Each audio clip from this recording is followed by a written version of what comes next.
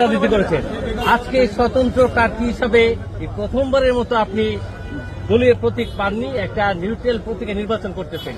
এটা আপনার প্রতিক্রিয়া কি? আপনার এলাকার মানুষের যে রেসপন্স পাশের বিষয়ে আপনি কতটুকু আশাবাদী? দীর্ঘ 25 বছর রাজনীতির ফসল হিসেবে দল আমাকে মনোনয়ন দিয়েছিল।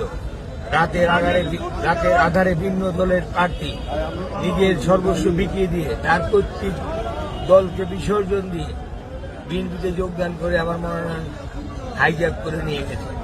তারপরে জনতার আবেদনের পরিপ্রেক্ষিতে আমি এখন জনতার প্রার্থী।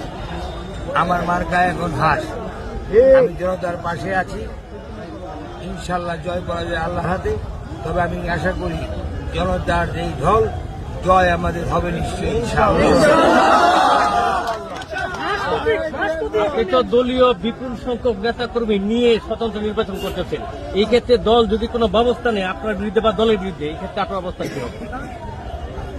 দল এখন যদি আমার বিরুদ্ধে কোনো ব্যবস্থা নেয় ইনশাআল্লাহ আগামী দিনে নেবে না। আর শতভাগ নেতা কর্মী আমার সাথে, তাই আমি কোনো চিন্তা করি না, কারণ সমস্ত নেতা কর্মী তাদের পদ পদবি বিসর্জন দিয়ে আজকে আমার পাশে। একদম ঠিক আছে। তাদের মার্কা শেখ মুজিবুর ইকবাল, তাদের মার্কা ত্যাগী নেতা, তাদের মার্কা তাদের সোনালী ফসল ঘরে তুলবে।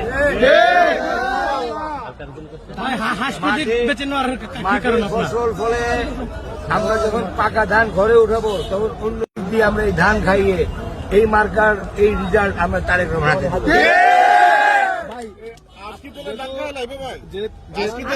দেব।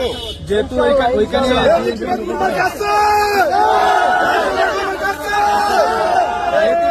প্রার্থী রয়েছে, আপনি কি মানে ওইটাকে ওরা কোনো প্রভাব বিস্তার করছে ওই রকম ভাবে যে আমি বিএনপি প্রার্থী রাজনীতিভাবে? সকল নেতা কর্মী আমার সাথে, কোনো প্রভাবে আমাদের কোনো বাধা সৃষ্টি করতে পারবে না। এই দলটি আমরা 17 বছর পর পুনরুদ্ধার করে আমাদের নেতা জনাব তারেক রহমানকে উপহার দিই। নির্বাচন কমিশনের কাছে আপনার প্রত্যাশা কি? যেহেতু আপনি আমার প্রত্যাশা নির্বাচন কমিশন অবাধ ও সুষ্ঠু নির্বাচন, মানুষ যাতে তার স্বাধীন মত প্রকাশ করতে পারে এবং সুন্দরভাবে ভোট কেন্দ্রে গিয়ে ভোট প্রদান করতে পারে। এটাই নির্বাচন কমিশনের কাছে আমার আকুল আবেদন। আইন শৃঙ্খলা বাহিনীর কাছে আমার আকুল আবেদন, মানুষ যাতে শান্তিভাবে সুষ্ঠুভাবে নির্বাচন ভোট কেন্দ্রে যেতে পারে তার ব্যবস্থা করা। জয়ের ব্যাপারে কত আশাবাদী আপনি? জয় করা যায় আল্লাহ হাতে।